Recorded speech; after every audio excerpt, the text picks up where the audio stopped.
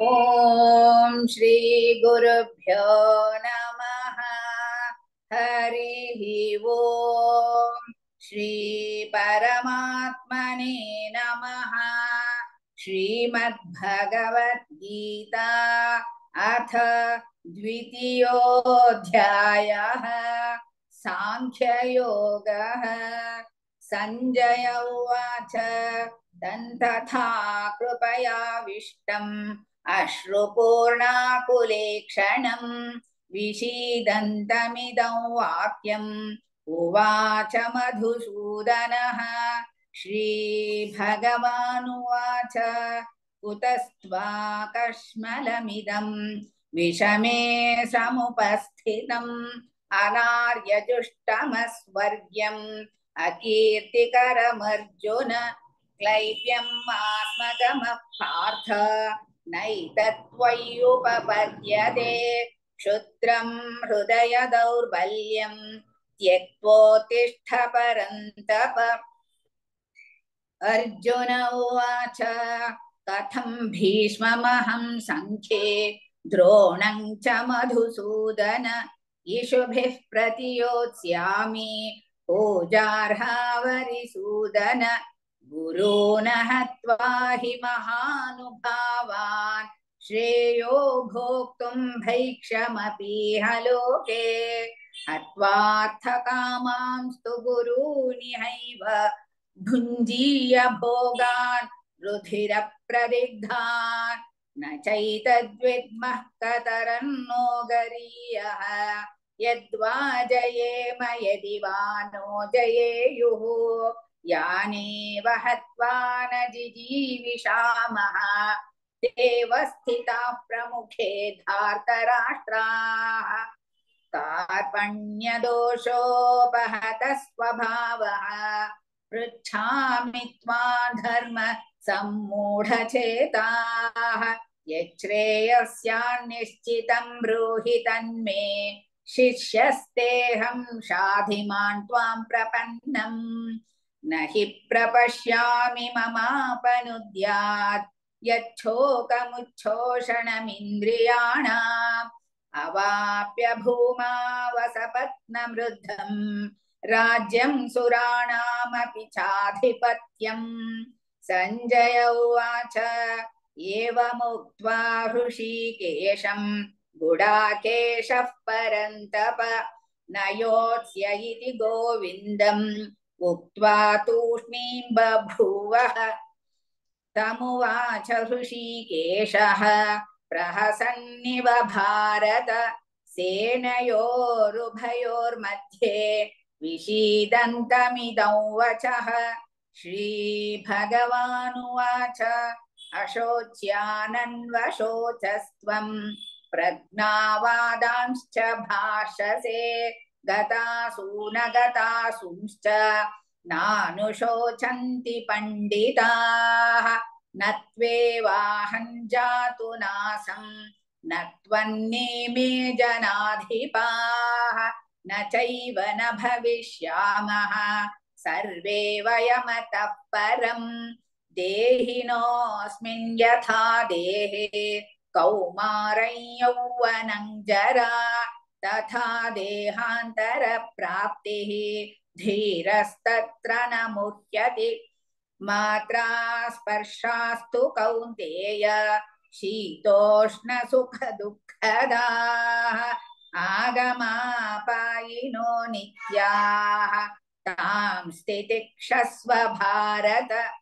यं हि नौ व्यथयन्त्येते पुरुषं पुरुषर्षभ समदुःखसुखं धीरं सोऽमृतत्वाय कल्पते।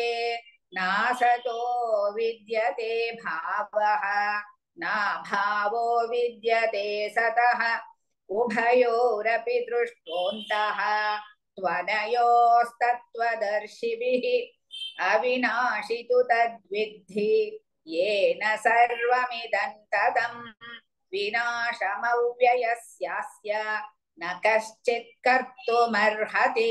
अन्तवन्त इमे देहाः नित्यस्योक्ताः शरीरिणः अनाशिनो प्रमेयस्य तस्माद्युध्यस्व भारत ययेनौ वेत्ति हन्तारम् यश्चैनं मन्यते हतम् उभौ तौ न विजानीतः नायं हन्ति न हन्यते न जायते म्रियते वा कदाचित् नायं भूत्वा भविता वा न भूयः अजो नित्यः शाश्वतोऽयं पुराणः न हन्यते हन्यमाने शरीरे वेदा विनाशिनं नित्यं ययेनमजमव्ययम् कथं स पुरुषः पार्थ कं घातयति हन्तिकम्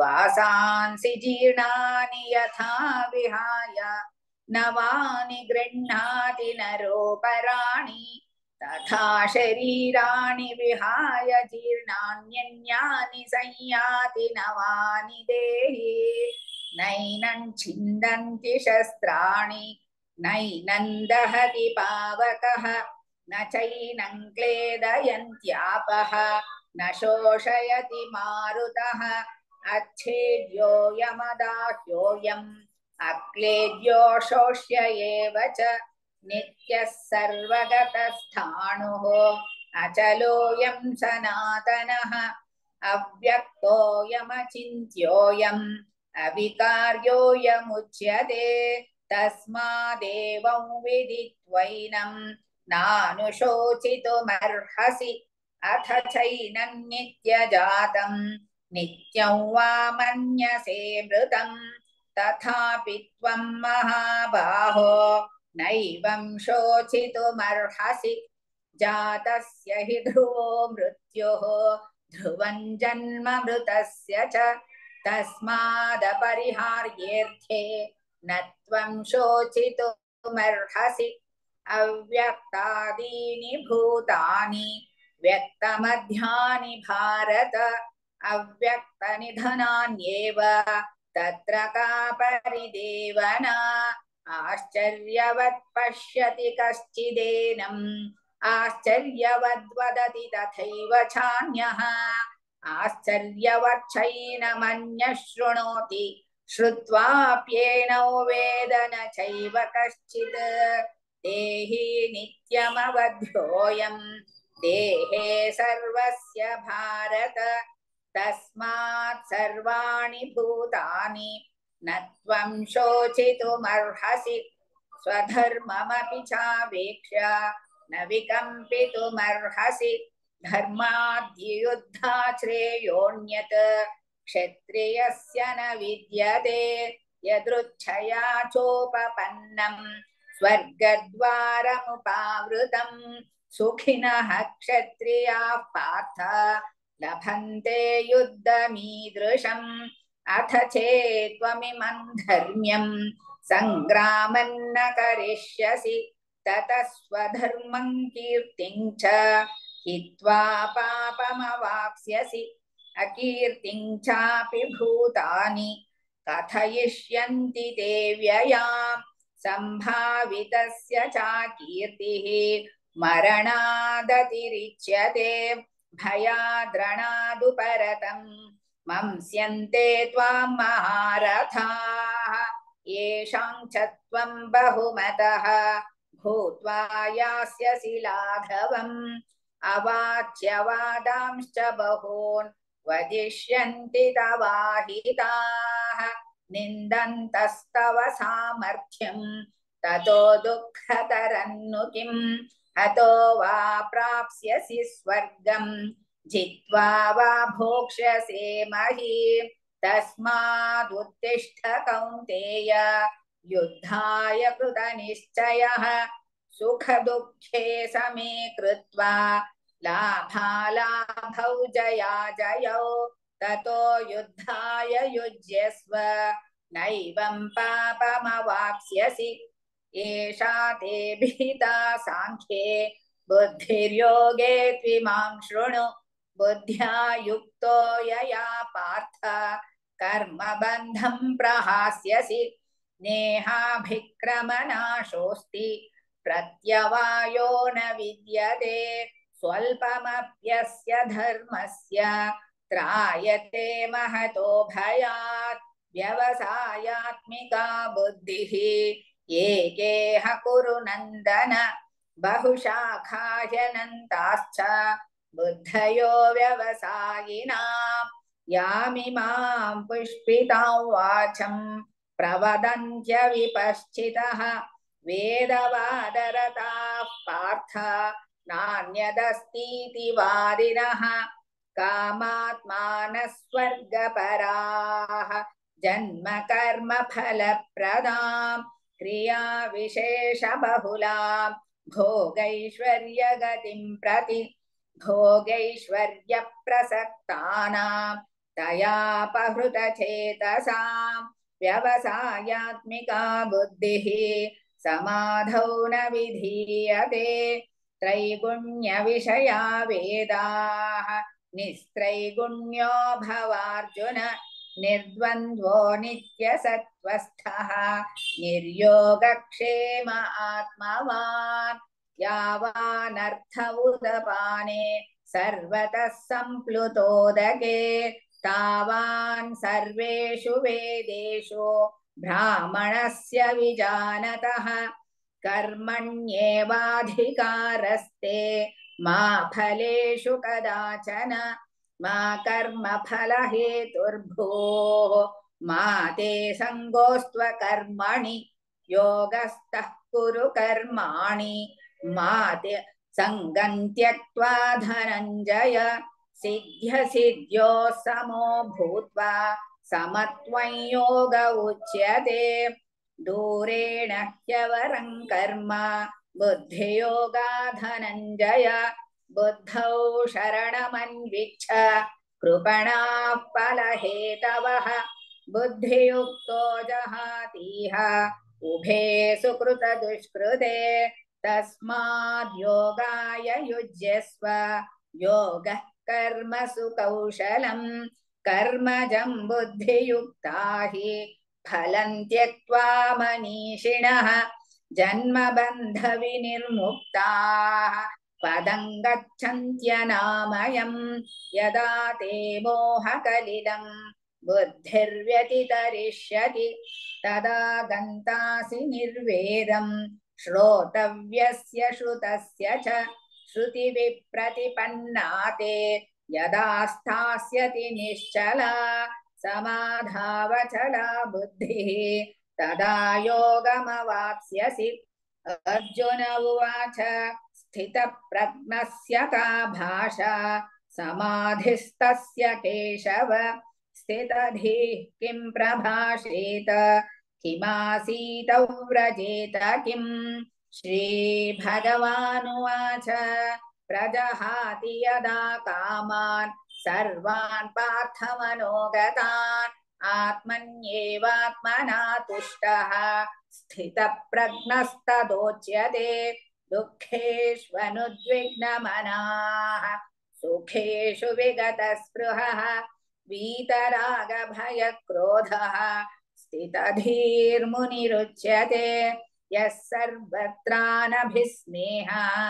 तत्तत्प्राप्य शुभाशुभम् नाभिनन्दति न द्वेष्टि तस्य प्रज्ञा प्रतिष्ठिता यदा संहरते चायं कूर्मोऽङ्गानीव सर्वशः इन्द्रियाणीन्द्रियार्थेभ्यः तस्य प्रज्ञा प्रतिष्ठिता विषया विनिवर्तन्ते निराहारस्य देहिनः रसवर्जं रसोऽप्यस्य परं दृष्ट्वा निवर्तते यततो ह्यपि कौन्तेय पुरुषस्य विपश्चितः इन्द्रियाणि प्रमाथीनि हरन्ति प्रसभं मनः तानि सर्वाणि संयम्य युक्तासीत मत्परः वशे हि यस्येन्द्रियाणि तस्य प्रज्ञा प्रतिष्ठिता ध्यायतो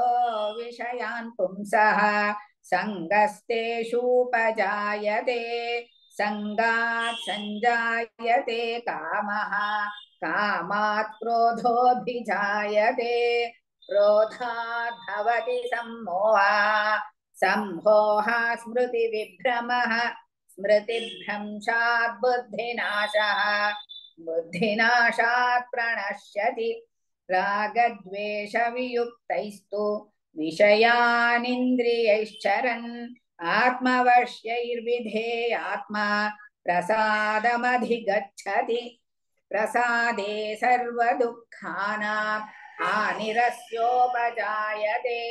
प्रसन्नचेतसो ह्याशु बुद्धिः पर्यवतिष्ठते नास्ति बुद्धिरयुक्तस्य न चायुक्तस्य भावना न चाभावयतः शान्तिः अशान्तस्य कुतः सुखम् इन्द्रियाणां हि चरतां यन्मनोनुविधीयते तदस्य हरति प्रज्ञां वायुर्नावमिवाम्भसि तस्माद्यस्य महाबाहो निगृहीतानि सर्वशः इन्द्रियाणीन्द्रियार्थेभ्यः तस्य प्रज्ञा प्रतिष्ठिता या निशा सर्वभूतानां तस्यां जागर्ति संयमी यस्यां जाग्रति भूतानि सा निशा पश्यतो मुनेः आपूर्यमाणमचलप्रतिष्ठं समुद्रमापः प्रविशन्ति यद्वत् तद्वत् कामायं प्रविशन्ति सर्वे स शान्तिमाप्नोति न कामकामी विहाय कामान् यः सर्वान् पुमांश्चरति निःस्पृहः निर्ममो निरहङ्कारः स शान्तिमधिगच्छति एषा भ्रामिस्थितिः पार्थ नैनां प्राप्य विमुह्यति स्थित्वा स्यामन्तकालेऽपि ब्रह्मनिर्वाणमृच्छति ॐ तत्सदिति श्रीमद्भगवद्गीतासु उपनिषत्सु ब्रह्मविद्यायां योगशास्त्रे श्रीकृष्णार्जुनसंवादे सांख्ययोगो नाम द्वितीयोऽध्यायः सर्वधर्मान् परित्यज्य मामेकं शरणं व्रज अहं त्वा सर्वपापेभ्यः मोक्षयिष्यामि मा शुचः।